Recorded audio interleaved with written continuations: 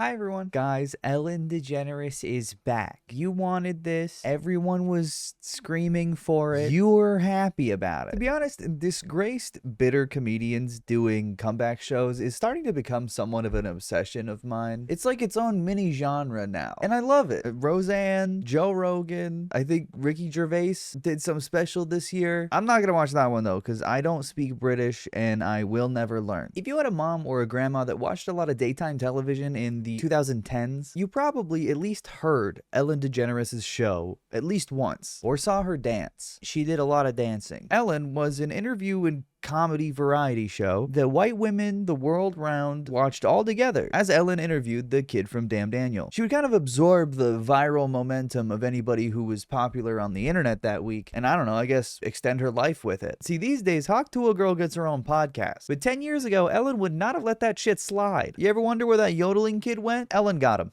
He's gone. And I personally feel this dichotomy between mainstream studio-produced television and podcasts and social media really represents the fragmentation the media itself has gone through over the last few years. People don't get as much information from centralized sources anymore. It's more atomized and almost individualistic. The live audience doesn't exist anymore, and there's almost an expectation to form a parasocial bond with the creator talking to you and you alone. Speaking of which, here's a quick word from today's sponsor, To You and You Alone. This video was sponsored by Raycon. If you're looking for a Black Friday deal that you'll be able to appreciate every single day, look no further than Raycon. Look, there it is, right here. If you haven't tried out Raycon yet, now is the time, because their newest model of the everyday earbuds are loaded with new features, like 32-hour battery life and multi-point connectivity that lets you pair to 2 devices at the same time. That's a lot of music, or podcasts if you like that. Raycon's everyday earbuds also come with active noise cancellation, which I need anytime I'm traveling. And thanks to Raycon, I can have that anywhere for an accessible price point, unlike other brands. Although Raycon's quality rivals some of the biggest names in premium audio, Raycons start at just half the price of other brands. They're already an incredible deal, and that's before you factor in their Black Friday offer of up to 30% off site-wide. Raycon's everyday earbuds also have quick charging, which gives you 90 minutes of premium quality audio from just a 10-minute charge. Perfect for traveling or just busy people like me. I also really enjoyed the protective case cover for Raycon's earbuds. I even picked out my own color, and it's nice to have a unique and stylish design on top of high quality audio. Whenever I take my dog out for a walk or go on a long car trip, I have my Raycons on me, and I'm only hearing what I want to hear at the best quality for the lowest price. Now is the perfect time to scoop them up if you haven't already, or get a pair for a friend or a family member for the holidays. And if you're not as impressed as I am with Raycon, you can return them in 30 days if you don't like them, so there's not even a risk. You don't even have to worry about it. It's time to save for Black Friday. Can you hear the deals?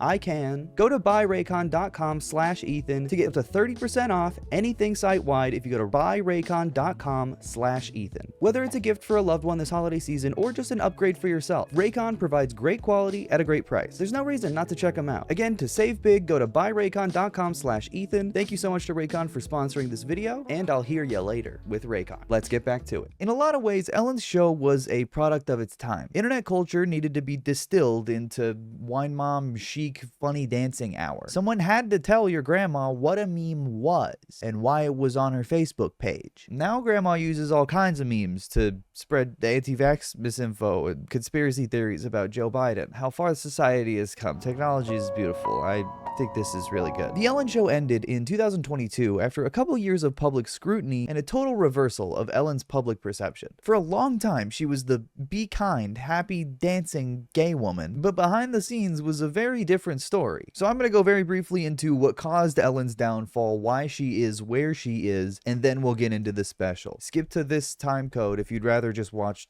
the special. Like the end of many things, Ellen's decline began in 2020. Quite a few articles seem to credit this particular tweet for surfacing a lot of the toxic workplace allegations that Ellen's show had accumulated over time, like how she picked on her staff, rotating who she hated every day, and even forcing people to do bits to cheer her up when she's sad, which is kind of funny to me, imagining Ellen depressed in her office, forcing some poor college intern to make her laugh. Ellen also apparently didn't want staff looking her in the eyes. That's a real thing, and I'm just now realizing the person who posted this has a picture with Joe Biden Hashtag still with her. This is an awesome picture. And Ellen's treatment of workers doesn't even end at her own show. She once apparently tried to get a server at a restaurant fired for having chipped nail polish. And of course, she did this by writing a letter to the owner. That's class consciousness right there. Make no mistake. It's really gross. I need to know the contents of that letter. What did she say? Hello, owner of restaurant. I have a huge problem. Your help is filthy.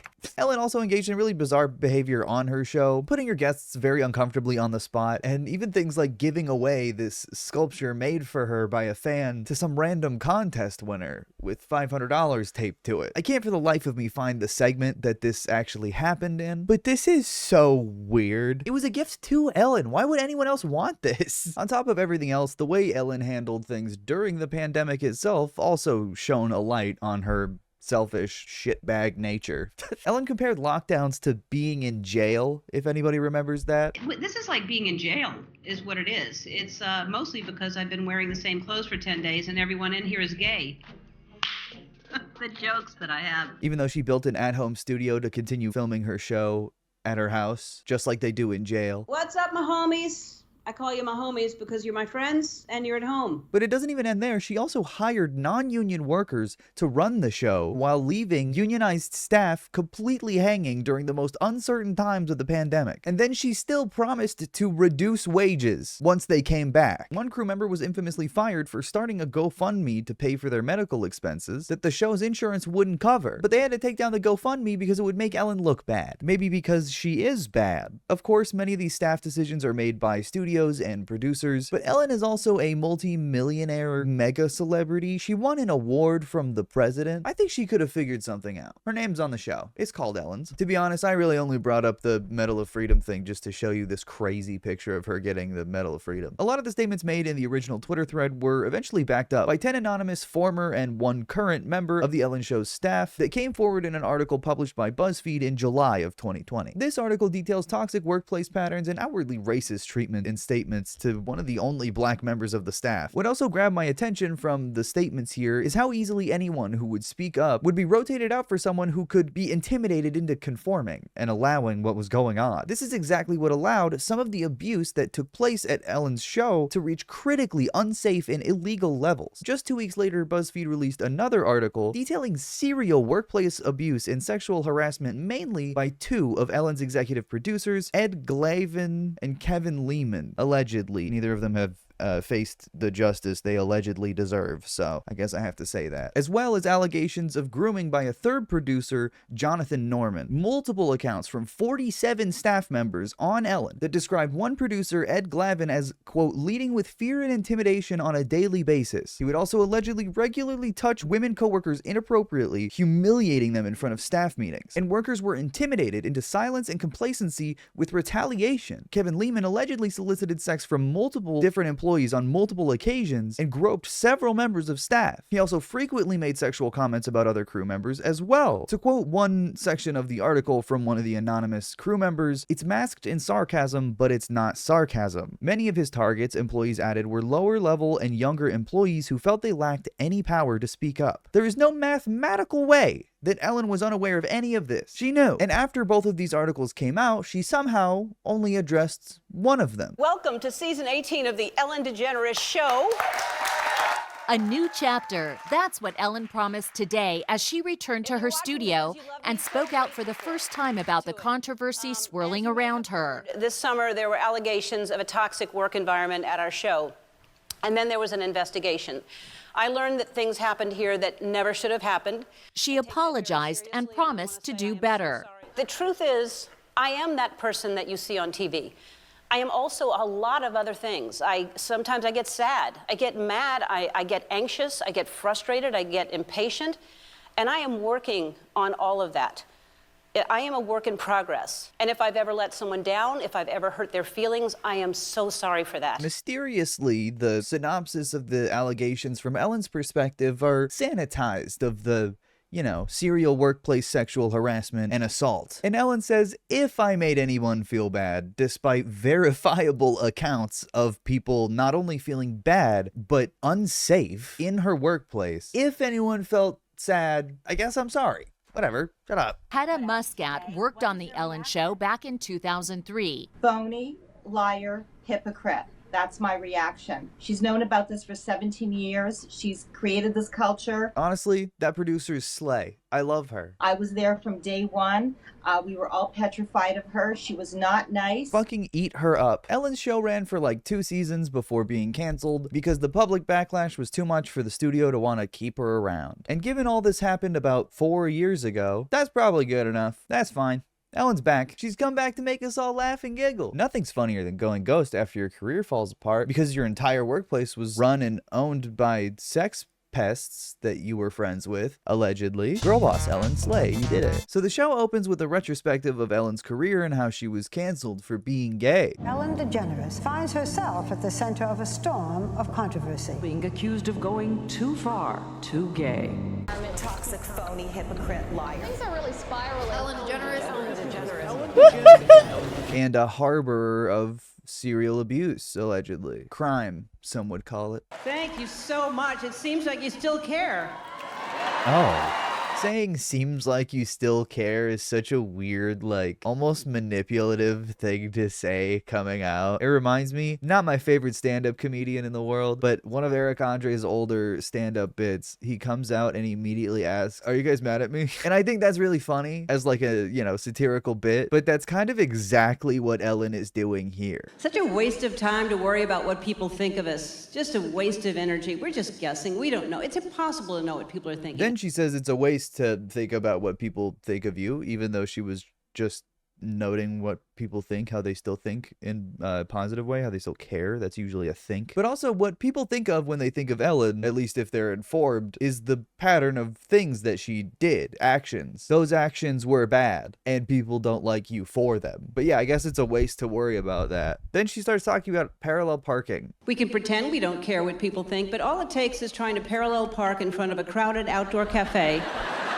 For a really long time. Spot looks big enough. You line it up the way you always do. You pull in, cut it a little too close. You're scraping the hubcap the entire way along the curb, making a very loud noise. Do you have the confidence to pull out and do it right this time? Or do you do that back and forth, back and forth, back and forth? It's great. It's like I'm in the 90s. What's next? Airplane food? What is actually next is a very long joke about windshield wipers. Funny how we can be embarrassed all by ourselves in a car. All by ourselves for anything, just any stupid reason. Like even if we just can't figure out how to turn our windshield wipers off, which to me is one of the most embarrassing things, is driving a car when it's not raining and the windshield wipers are going. And then you're trying to fiddle with it, trying to turn it off. And you don't know how to turn it off because it's always different. Sometimes it's on the end of the lever on the steering wheel. Sometimes there's a lever within the lever, the baby lever. Have you seen the baby, like the lever had a baby and it's inside the lever right there? That's relatable. That's comedy. This is definitely me when I'm driving. Then Ellen just goes over what's in a car. There's so many extraneous things in a car that we don't need. For instance, I have never used my parking brake. I have never parked my car and thought, I want it more parked than this.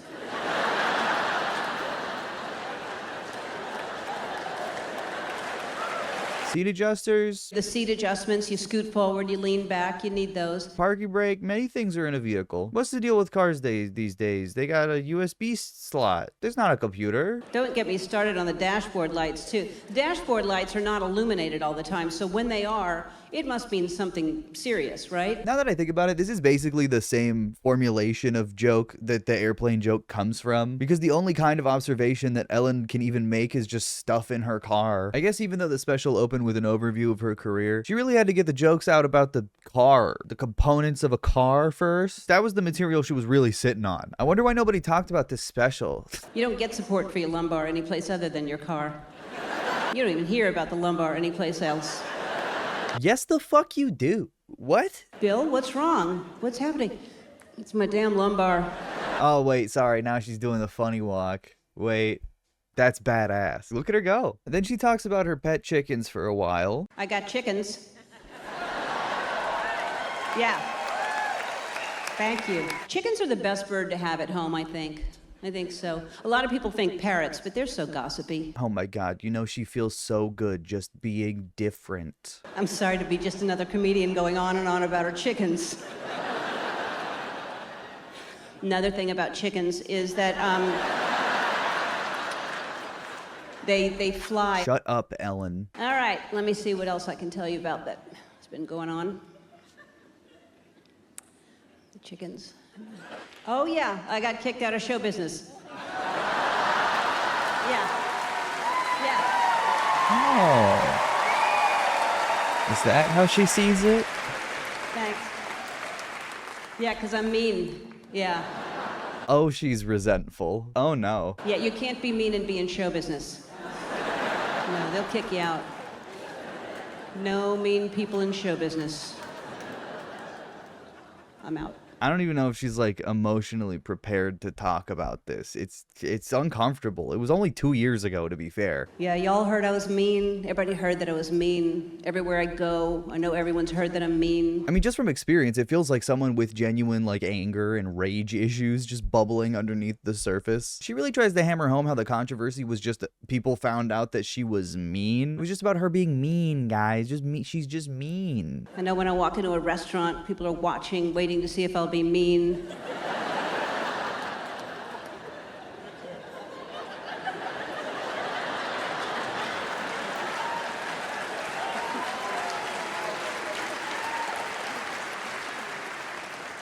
Do you think she'll be mean first and then dance?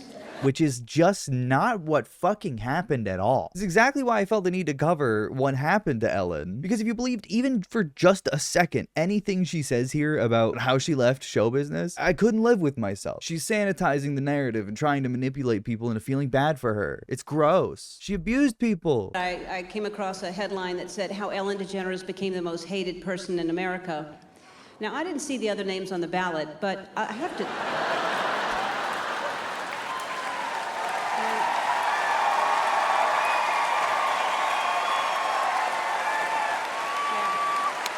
God, the crowd is just carrying this entire show. They're clapping at anything, which is exactly what Ellen's show was like, so it does make sense. Maybe it's muscle memory. The deflection and lack of accountability from Ellen is so in your face, it's nauseating. Does Ellen think that 4 years is enough for people to just forget? I was in therapy for a while trying to deal with all the hatred that was coming at me, and you know, it was not a common situation for a therapist to deal with. At one point, my therapist said, "Ellen, where do you get this idea that everyone hates you?"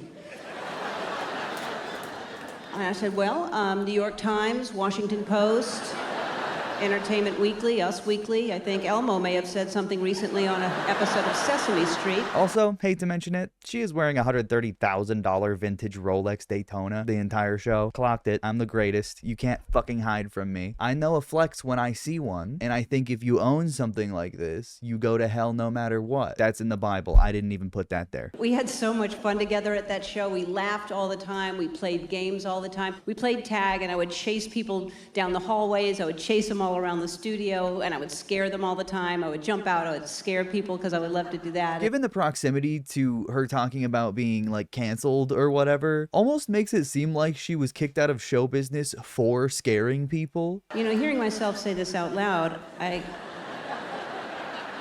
realized I was chasing my employees and terrorizing them. I can see where that would be misinterpreted.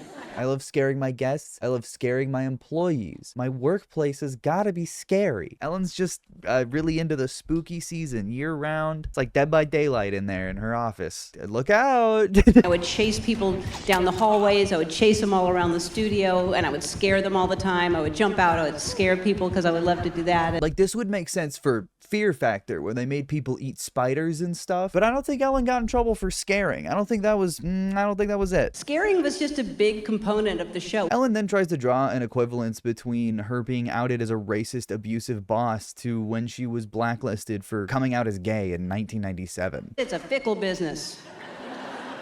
Because they liked me for a long time. I was on a sitcom, and I made them laugh, and they liked me, and then I told them I was gay, and they didn't like me.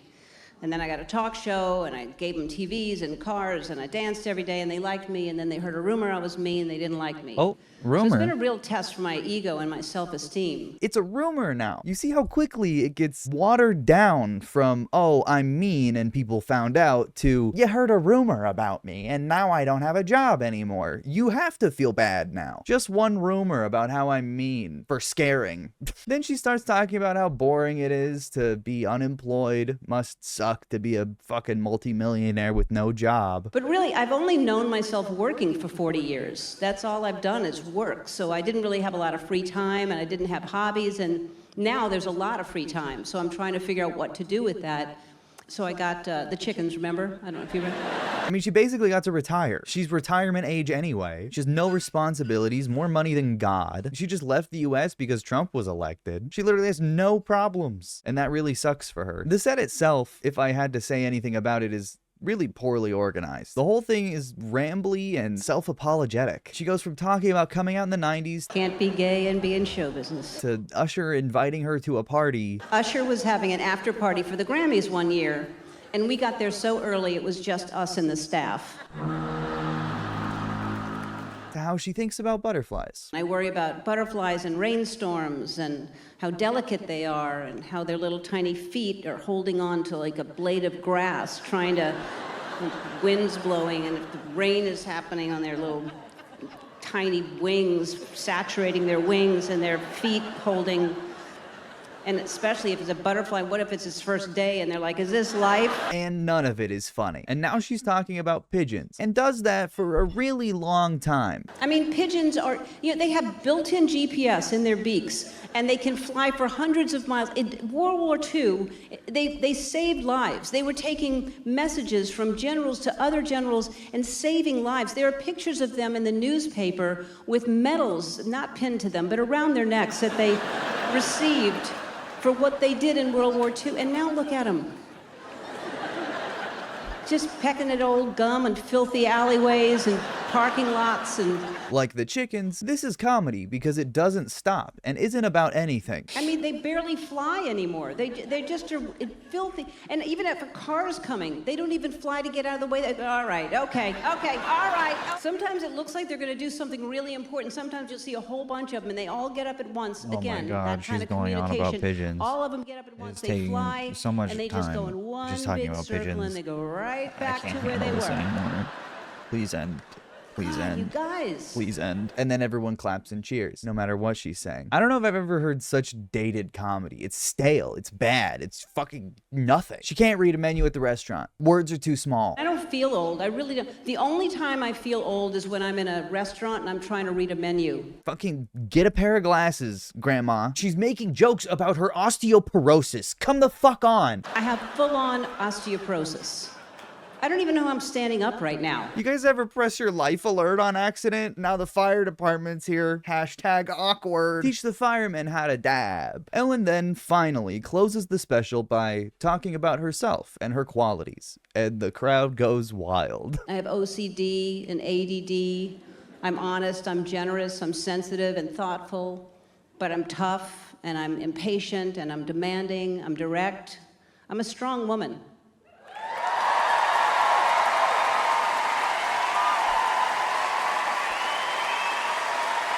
This is probably the most unbearable stand-up set I have ever had to endure for this channel. It's truly just miserable. Now, Ellen is still letting them cheer. It's still going. I can't believe she's basically just lying about what the controversy was straight to her audience's faces in real time. People's shows don't get canceled because they're mean. Ellen is clearly trying to sanitize her image, and my guess, retire in good graces. Like I said, she's already left the US since the election because, again, she's ultra wealthy and can do that with no repercussions. It's disturbing but not surprising that someone with the kind of reputation Ellen has can maintain such support from such a large following just because she was on TV at 3 o'clock in the afternoon and gave away a bunch of crap to people. If there's anything this special had to say, it was that Ellen's time is long over. Her shallow observations, grating humor, and manufactured, verifiably synthetic positivity are and should stay relics of the past. Ellen's final Netflix special is top to bottom self-indulgent trash that wants to trick you into thinking it's 2003, a time when Ellen's dull observational humor was appealing to more than just her fans, and no one was aware that she's a putrid human being with nothing but self-pity and unfunny random jokes to offer as she slides into the twilight of her life. To be honest, Ellen's special feels like walking into an old, ornately decorated house. Everything is very dated and covered in webs and icky and gross and empty and creepy, but it's worth a lot of money, so people like it. Let me know if there's any other comedians you want me to watch for the channel, dissect like a little worm. Rob Schneider's a weird right-winger now. I think I can talk about that. But thank you so much for watching. If you enjoyed this video, make sure to press the like button or subscribe for more videos just like this, and different too. Make sure to follow my socials in the description as well. Thank you again so much for watching, and I'll see you in another video. Bye.